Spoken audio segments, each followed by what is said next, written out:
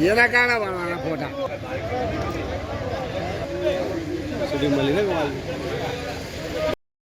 नाव भीमाभाऊ गवळी, राहणार भारदेनगर, तालुका मालेगाव, जिल्हा नाशिक.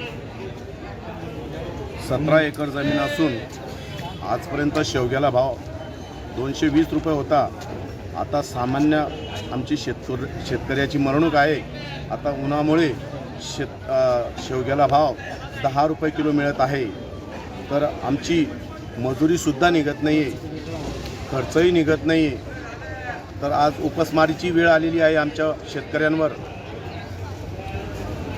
आमची शेतकऱ्यांची आत्महत्या होत आहे. तरी सरकारने आमच्याकडे लक्ष द्यावे आणि काहीतरी भरपाई नुकसान देण्यात यावी अशी सरकारनं नम्र विनंती. भाव वाढवण्यात यावा आणि आमचं सहकार्य करावं शेतकऱ्यांचं, अशी माझी इच्छा आहे सरकारला. मी धुळे कृषी उत्पन्न बाजार समितीमधून आडत दुकानदार हरीश माळे. गेल्या 2-3 दिवसापासून या सण उत्सवाच्या काळात गुढीपाडवा, जसं हिंदू नववर्ष आणि या रमजान ईदमुळे मार्केटावर खूप मोठ्या प्रमाणावर परिणाम झालेला आहे. सर्वच भाव घसरलेले आहे. या ठिकाणी माल घेणारे जे काही व्यापारी होते ते अत्यंत कमी झालेले असल्यामुळे आणि हा जे ढगाळ वातावरण आहे, या ढगाळ वातावरणामुळे माल जास्त पिकला तो मार्केटात आला, पण तो विकलाच जात नाही.